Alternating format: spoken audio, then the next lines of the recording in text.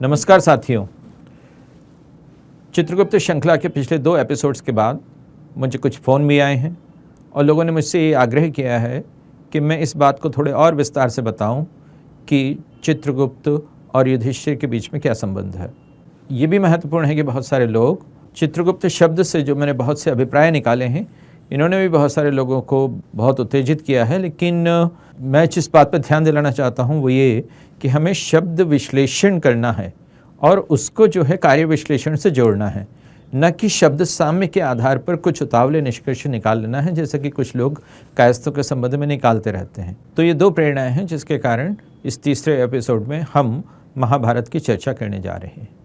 जैसे एक सज्जन हैं, मैं उनका नाम नहीं लूँगा, लेकिन वे कायस्थ को क्राइस्त से जोड़ लेते हैं मात्र शब्द साम्य के आधार पर।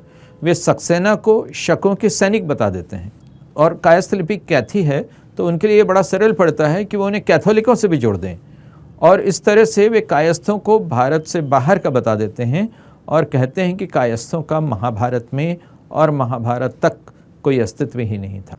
तो ये 2 प्रेरणाएं हैं जिसके कारण आज हम इस तीसरे एपिसोड में चर्चा करने जा रहे हैं। मुझे यह याद दिलाना जरूरी लगा कि जब पांडु कुंती से पुत्रों हेतु देवताओं का आवाहन करने को कहते हैं तो सबसे पहले धर्म का आवाहन करने को कहते हैं। उनके शब्द इस प्रकार हैं, न चाधर्मेण धर्मज्ञ शक्याः पालयितुं प्रजा, कि अधर्म से नहीं धर्म से ही प्रजा का पालन किया जा सकता है। यानी पांडु के मन में संतानोत्पत्ति का विचार जो है वो प्रजा उत्पत्ति के लिए था, प्रजा के पालन के लिए था, और वह प्रजा पालन धर्म से होना था, अधर्म से नहीं। पांडु अपने इस प्रथम बेटी की जिम्मेदारी समझ रहे थे। वे जानते थे कि वह हस्तिनापुर का राजा बनेगा और इसके ऊपर बड़े दायित्वों का संभार आएगा। यह कर्तव्य एक ऐसा ही पुत्र निभा सकता है जिसमें भले बुरे की समझ हो, जो पाप पुण्य का फर्क कर सकता हो, जिसे शुभाशुभ का ज्ञान हो। इसलिए वे कुंती को कहते हैं, अद्यैव त्वं वरारोहे प्रयतस्व यथा विधि धर्ममावाहय शुभे स ही लोकेश पुण्यभाक्, कि हे सुंदरी, तुम आज ही यथाविधि प्रयत्न करके धर्म का आवाहन करो, क्योंकि संपूर्ण लोकों में वे ही धर्मात्मा हैं। चित्रगुप्त ही ऐसे हो सकते थे, क्योंकि चित्रायते पाप पुण्य विचारः की बात हमने सुनी है। हमने सुना है कि चित्राणाम पाप पुण्यादि विचित्राणाम गुप्त रक्षणम यस्मात्।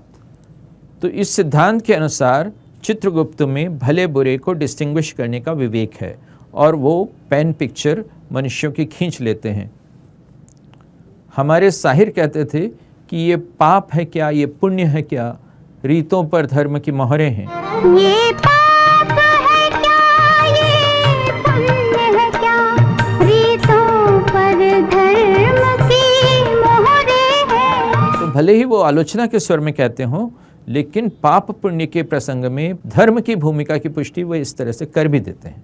फ़र्क यही है कि वे धर्म को रिलीजन या मज़हब के इंस्टीट्यूशनल अर्थों में ले रहे हैं, सांस्थानिक अर्थों में ले रहे हैं और उसकी आलोचना कर रहे हैं, जबकि पांडु उस धर्म को अंतःकरण की आवाज के रूप में लेकर उसकी आवश्यकता देख रहे हैं। वे आगे ये भी कहते चलते हैं कि अधर्मेण ननो धर्मः संयुज्यति कथंचन लोकस्यायं वरारोहे धर्मोऽयमिति मन्यते धार्मिकस्य कुरुणाम स भविष्यति न संशयः धर्मेण चापि दत्तस्य ना धर्मेरंस्य तेह मनः उपचाराभिचाराभ्याम धर्म मा वाह यस्व वै, कि हमारा धर्म कभी किसी तरह से अधर्म से संयुक्त नहीं हो सकता है वरारोहे। लोग भी उनको साक्षात धर्म का स्वरूप मानता है। धर्म से उत्पन्न होने वाला पुत्र कुरुओं में सबसे अधिक धार्मिक होगा, इसमें संशय नहीं। धर्म के द्वारा दिया गया जो पुत्र होगा उसका मन अधर्म में कभी नहीं लगेगा। अतः उपचार अभिचार से उन्हीं धर्म का आवाहन करो। यह कहना कि लोक भी उन्हें साक्षात धर्म का स्वरूप मानता है, क्या बताता है? धर्म स्वरूप कौन है और पांडु के मन में धर्म का ये आग्रह क्यों है? कथा तो प्रजा पालन के लिए कहती है और धर्म का असल लक्ष्य तो वही है, प्रजा पालन। पर क्या वह इसलिए भी था कि कुंती की इस गर्भधारण शक्ति प्रयोग की धार्मिकता और औचित्य पे यदि किंचित भी संदेह हो तो पहले धर्मदेव से ही शुरुआत की जाए, क्योंकि जो स्वयं धर्म हैं, जो स्वयं पाप पुण्य की विवेचना करते हैं, वे किसी अधार्मिक कार्य में सहभागी बनेंगे ही क्यों? उनका आवाहन स्वीकार करके आना ही इस बात का सबूत है कि कुंती कोई धर्म विरोधी कृत्य नहीं कर रही है।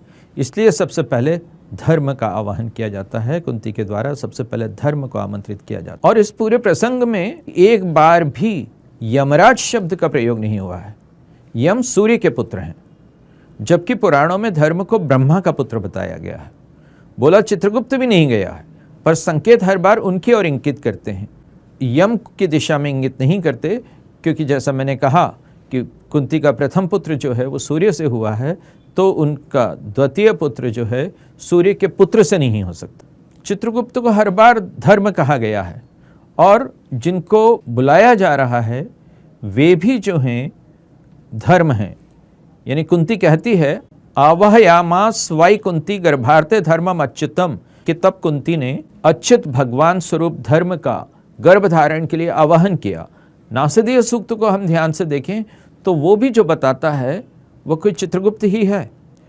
कोई गुप्त चीज़ जो न सत है न असत, इसलिए कुंती द्वारा आहूत धर्म जो है वो यम स्वरूप नहीं है, अच्युत स्वरूप। महाभारत का ये प्रसंग बताता है कि जब ये धर्म आते हैं तो कुंती बड़ी उतावली के साथ उन्हें उपहार अर्पित करती है। सबलिम त्वरिता देवी धर्मायोपजहार ह, मंत्र बल से तब धर्मदेव बुला लिए जाते हैं। अजगाय ततो देवो धर्मो मंत्र बलात् ततः, और योग मूर्ति धारण किए हुए धर्म के साथ समागम कर कुंती वह पुत्र प्राप्त करती है जो सभी प्राणियों का हित करेगा। संयुक्ता साहि धर्मेण योग मूर्ति धरेण लभे पुत्रम वरारोहा सर्व प्राण भ्रताम हितम। और चित्रगुप्त ही ये धर्म है। मुक्तेश्वर की मराठी में जो महाभारत है उसके आदि पर्व में भी जो है उन्हें यानी चित्रगुप्त को धर्म स्वरूप अंतःकरणीम चित्रगुप्ता च लेखन पत्रीम कहा गया है। और चित्रगुप्त की आराधना में भी यही कहा जाता है, मंगलम चित्रगुप्तो मंगलम स्वकायतम कायस्थ धर्मोस्तुते मंगलम फलदायकम, यह प्रार्थनाओं में कहा गया है। और यदि हम तत्वतः भी देखें तो चित्त में बैठी हुई कोई शक्ति है चित्रगुप्त, जो हमें भीतर की एक महीन सी आवाज़ में पाप और पुण्य के प्रति जगाती रहती है। वही तो धर्म है। इसी कारण शायद चित्ते गुप्त स चित्रगुप्तः की बात चली हो, और उसी कारण ये भी कहा गया होगा कि चित्रगुप्त प्रणम्यादो वात्मानाम सर्वदेहिनाम, कि आत्मा की तरह सभी की देह में बसे हुए हैं चित्रगुप्त। और शायद इसी कारण ये भी कहा गया कि चित्रम गुप्तम यस्य स चित्रगुप्त। तो चित्रगुप्त ऐसे हैं, वे ये नहीं कहते कि तुम ये फलां काम करने से लोकप्रिय हो जाओगे। वो ये भी नहीं कहते कि ये काम करना सुरक्षित है, सेफ है, या कि ऐसा करना प्रॉफिटेबल है, लाभदायक है। वे बस ये देखते हैं और इतना ही बताते हैं कि ऐसा करना सही है या गलत। अंतःकरण की आवाज़, वे ऐसे धर्म का प्रतिनिधान हैं जो हमारे अहम की सतह से कहीं नीचे छपा रहता है। चित्रगुप्त वे धर्म हैं जो हमारे बहुत से समर्थकों द्वारा हमें चने के जिस झाड़ पर चढ़ा दिया जाता है उससे भी कहीं ऊपर स्थित हो। प्रणाम।